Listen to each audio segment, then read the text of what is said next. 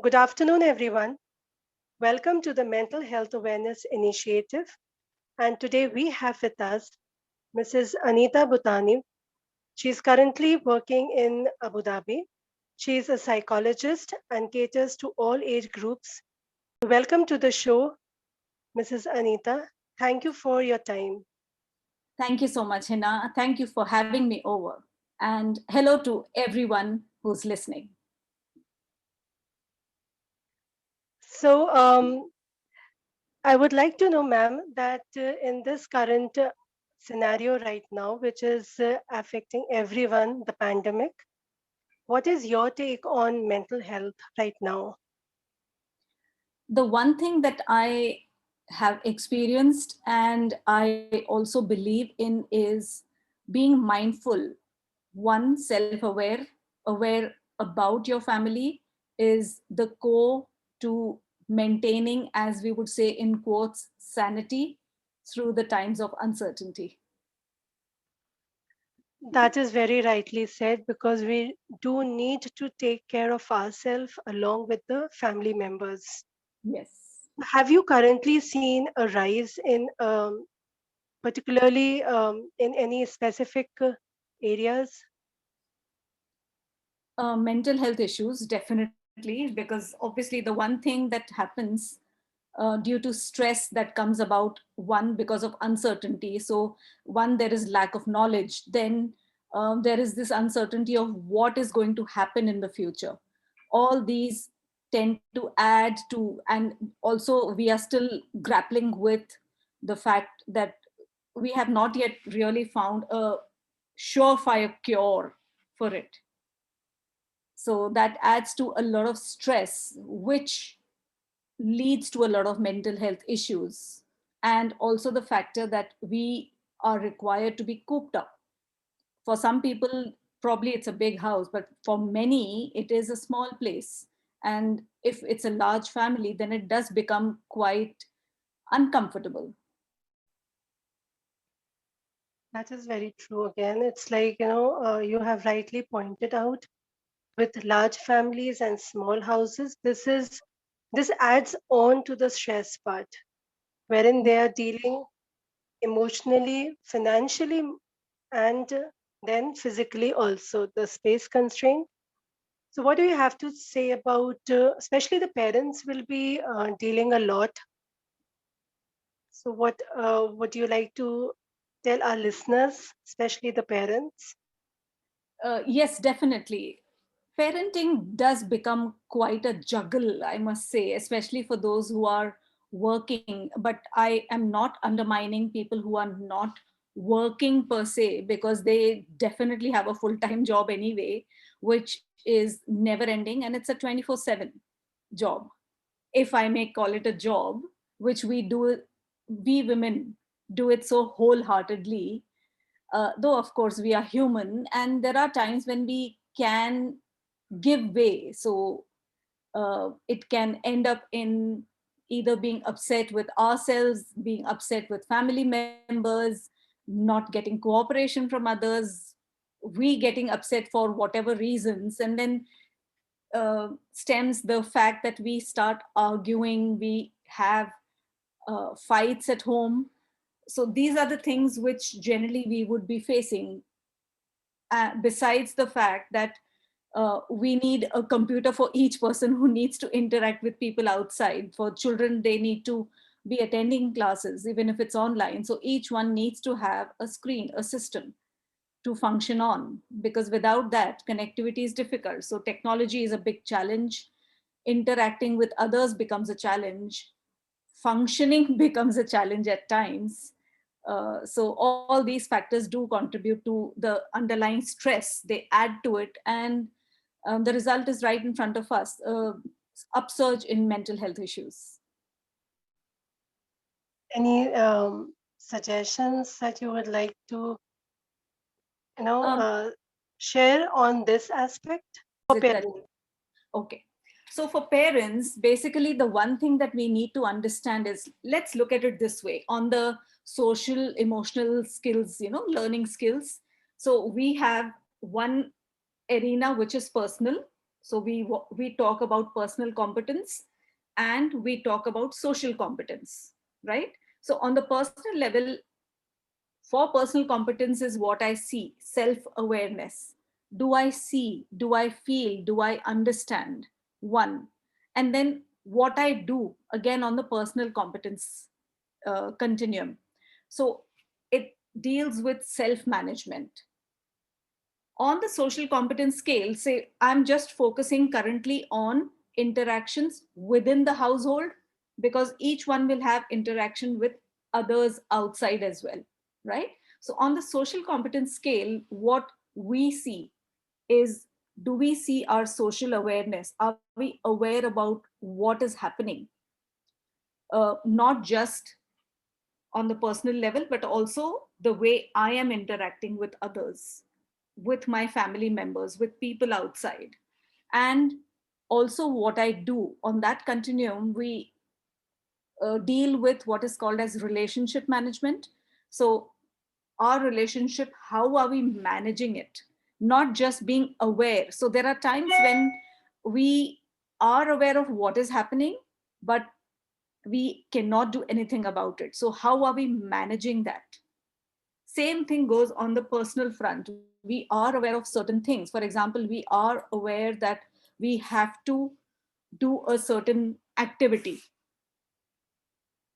and I have 10 more activities lined up. So am I ordering them in priority? Am I doing them? Am I able to manage them effectively? So these are the four skills. Once we are equipped with them, I feel we are a lot better. I won't say perfect, because perfection is only for the almighty, the universe. For us, we, in spite of the fact that we are educated, we are experts, so-called experts in our fields, respective fields, but uh, all said and done, we are human first. So to the parents, when dealing with our children, we do find a lot of issues coming up. So while considering how we interact with our children, are we aware of thinking from our child's point of view, especially because times are tough? So if the times are tough for us, it is a little more so for the children. We as adults can process things a lot better because of our experiences and the way we have been reading. But especially if it is very young children, they don't know what is happening in the house. All of a sudden they find things having changed, everybody's at home, or the rooms are being separated, oh, this person has to go into a room and be quarantined. So the child does not understand the meaning of the term quarantine to begin with. All these are very alarming. And what is the result? The child is going to be distressed. The child is going to keep coming to you seeking comfort. But because the child is crying and I am busy with attending to a meeting or having to finish a certain chore at home, what do? I try and push my child away. The result is, am I teaching the child the right thing? These are the signals, these are the things that our children are copying from us. They are imitating us, they are the ones that will take these same things forward. And not just forward, we are going to face the very same things as they grow older. Are we aware of that? The other thing we can do is, if it is possible to notice, it doesn't take too long actually to do all these things, but can we notice and celebrate some of our children's, when I mean children, our children's strengths, each child's strengths, the abilities, the capacity to learn and develop. We know no two persons are alike. And that also means we are talking about children. Even if it's our children, yes, we say they are our shadows, they are our reflections, but all said and done, they definitely are individuals in their own right, and they are also growing. So, with their experiences, not just with us, but with others as well, they develop into a personality different from what we are or what we anticipate it to be. So that is the other thing that we can notice, especially when they are growing. Sometimes it happens that they are very bold, they are talkative, they want to know everything. How are we interacting with them? I am not denying the fact that we ourselves are stressed as human beings because we are learning to come to terms with how to deal with this current scenario, how to move forward. Finance has gone for a toss, planning has gone for a toss, because it's like now it has become day to day. Even having to step out to buy groceries becomes something like an ordeal. So, not just for us, it is also the same for our children. What can we do then at times like these? Can we delight in the brief moments of connection that we have with our children, each child? Can we together as a family spend, even if it's a few minutes, some time together where we are laughing, chatting? Maybe it's over the dinner table, maybe it is just playing a game together where the atmosphere considerably lightens. And because of the fact that we are together, there is bonding and there is an ease in stress, a little bit at least, if not more. What So else can I we do? Yeah, um, sorry. no, I would just ask you, or let's say, when all this is happening and when the children are seeing the quarantine part, the stress part, everyone at home, there is underlying, current of uncertainty and Yes. the preoccupancy also. Hmm. So, especially when the children are small, and if somebody they lose any family member, they come to know, like, Hmm. and I would like you to just talk about briefly how should then the parent share this with the young one. The fact remains that we know this person has gone. So if we hide things or if we make up stories, are we helping our child? And what are we again conveying? The underlying message is that we will cook up stories and tell you things. So in my opinion, it is best if we can share things, but in a gentle manner, explaining to the child something that will not cause alarm for the child or get completely distressed. And even if the child does get distressed hearing all this, an assurance from us that yes, we are in it together, each of us is feeling a sense of kinship, a sense of belonging is what will help ease the situation. That is easing itself to listen. Yes, because it is traumatic for children, especially to process the loss part. Yes, It is of course. very difficult. Yeah. So, how would you then suggest, like, okay, if they have lost, I mean, what you have rightly said, to break down, let's say, the information to the level of the children, grasping level, Hmm. and to their age, like, to ease down and inform them the correct information Yes. rather than avoiding the distress part. But yes, in subtle ways, like, okay, if that person is ill, let's pray together, or something in a unison that the family can work around. Yes. Yes. Okay, Definitely. Yeah. because this is a very important thing right now, and since you deal with all the age groups, so I thought I'll just ask you also if you have come across a similar case.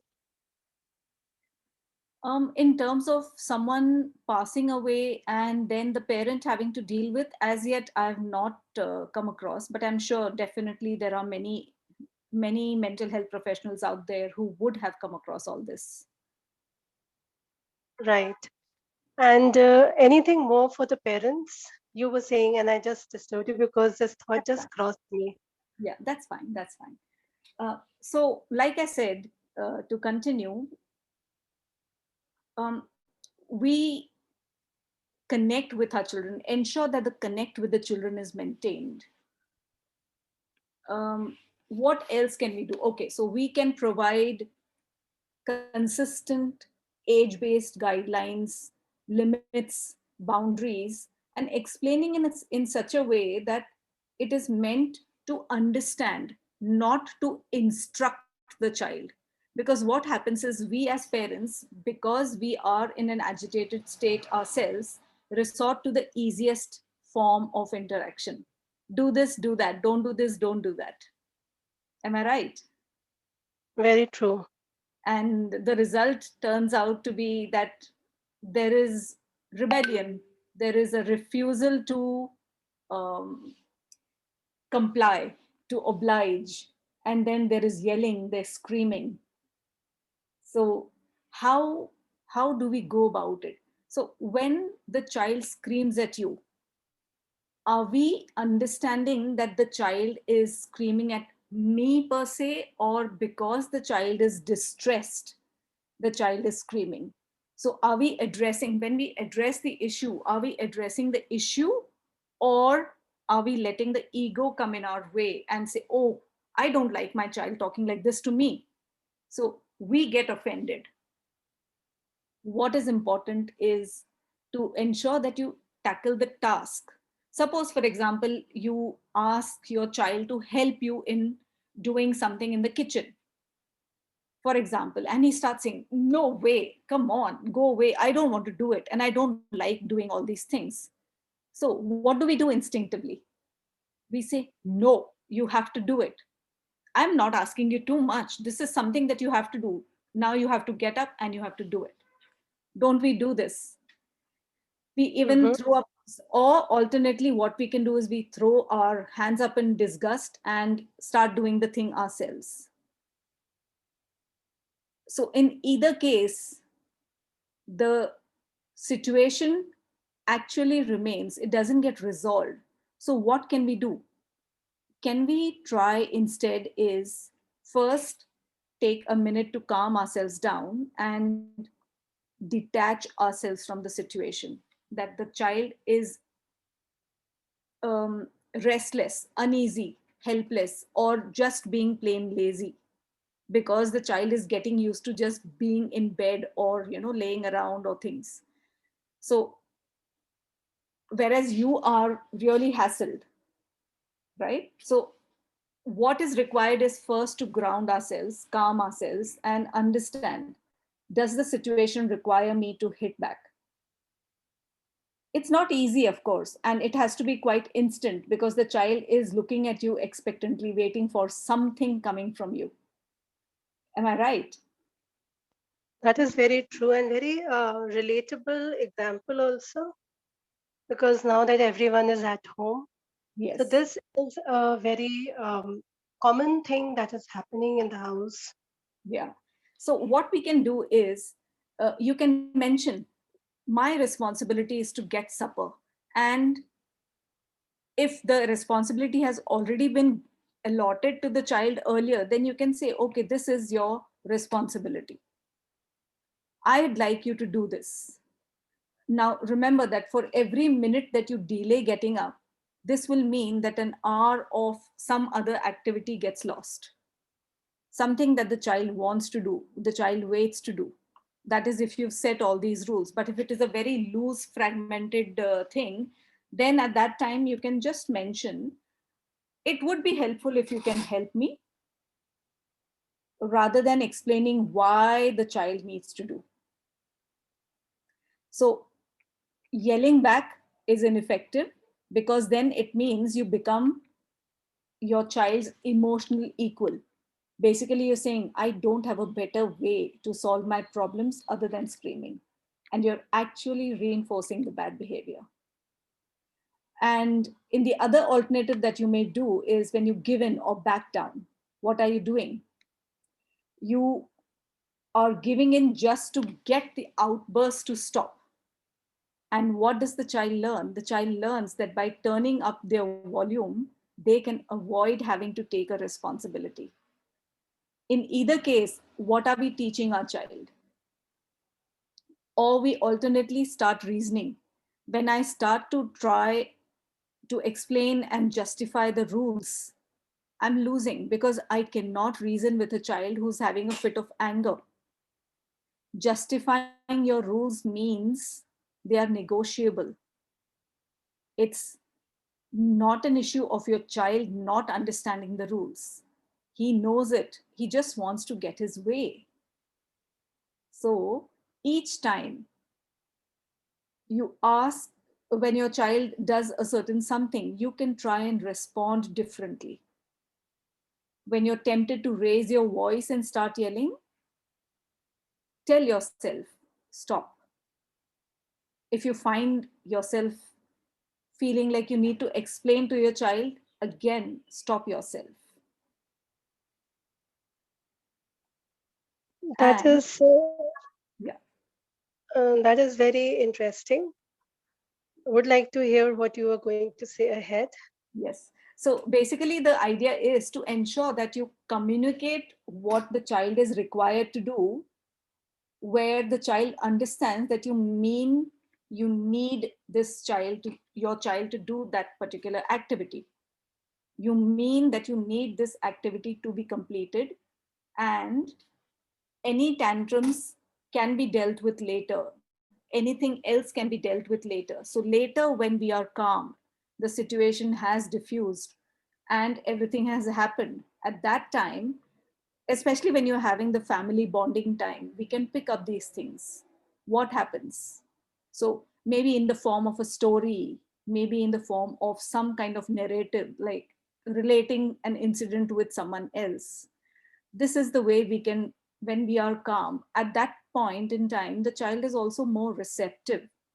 Like when you are interacting with your kids and you tell them to do a particular job or any task to contribute in the work at home, Hmm, we should not negotiate, and also we should not lose our volume to match the volume.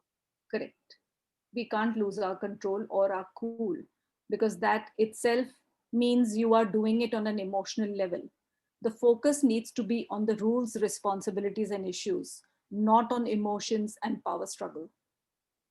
It's not a power struggle here, but it does seem like one, because the child wants to get his way.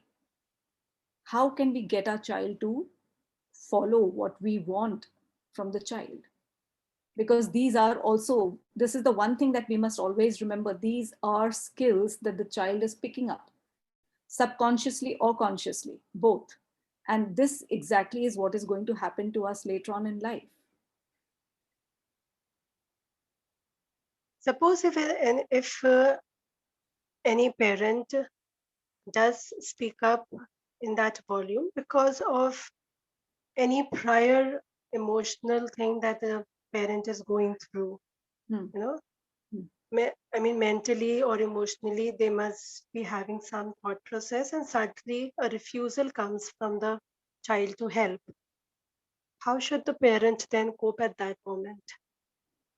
Can we help child know that this is a requirement at the moment and it needs to be done with everybody's help? So again, well, to use a crude term, business like approach, this is what needs to be done and we need to do it together. We will discuss it and discuss about this. Okay. So it's like then communicating with the child that right now just do this task and we Hmm. may discuss about it later. Yeah. Or like when the child is being very bad wording that he is using, at that time you can say, I am not going to talk to you when you're acting this way. I will be available at, say, maybe 6 to talk about why you can or cannot do a certain something. And then ensure that you carry through. Be available to talk about it, not fight about it. At 6, for example, if you've given the time 6, not earlier than that. It is not easy. And to actually incorporate this requires you to be made of steel. So it seems. but then it is doable. Once we get to being, like I said, the reason why I use the self awareness and emotional awareness, social awareness, is because of the same thing. So that all of that mounts to what is called as emotional intelligence. Right. Mhm. So the parents have to put their foot down when such situation comes and follow it, whatever they are laying the boundaries at home, and not make it as a convenient thing that they can negotiate at one day and then be very, Mind you, very not be aggressive about it. the other day. Very true, very true. Is not going to help in any way. Absolutely. We need to be compassionate. We need to Hello? understand. We need to understand what the child Yes, is also going through and yes, appreciate the process in yes, totality. yes. In fact, Have you? it would help a person, the parent also. I mean, I know that there is a dearth of time, but what we can do is we can try and work or look for activities that help in self awareness, self management. So once we are in control of ourselves, once we are more grounded, as I love to say, then we also can stretch out to being socially aware. And I mean here within the family, and be able to do the relationship management better. You have beautifully, actually drawn the attention to the current situation that is happening at home, Hmm. locally and globally. Everyone is facing such issues now when they have children at home. Are going through it. And before we end, I would like to know, have you personally experienced any stressful situation yourself and how did you cope? Yes, of course. When the situation started, the current pandemic, when it started, it was quite an alarming, because obviously none of us have experienced this earlier in our lives, even though we had heard of the SARS and the Ebola. But when we see it right up in front of us, it does tend to take the energy out of you, sap it out of you. So you do get alarmed. A person does get alarmed. And what I did at that time was get into mindfulness. And I do believe that nothing can help you better than mindfulness, because you are being aware of yourself, you are acknowledging, you are learning to accept, and then you're also learning to appreciate the blessings that you have. That is so beautifully put up, and I'm sure the listeners today, especially the parents, will benefit out of whatever information you have shared and your own experience, mindfulness, and yes, emotional intelligence. They Yes, both will play a very important role these days. yes. So if there's some bibliography that our viewers would like, maybe look up Power of Positivity, look up Dr. Dan Siegel, Siegel, and maybe meditations for, say, anxiety. There's Deepak Chopra, there's Dr. Brian Weiss. There are plenty of YouTube videos on all this. So I'm sure definitely will be helpful for anyone who'd be interested in it. That is lovely information that you have shared, and I'm sure they'll also keep it in mind. I'm sure.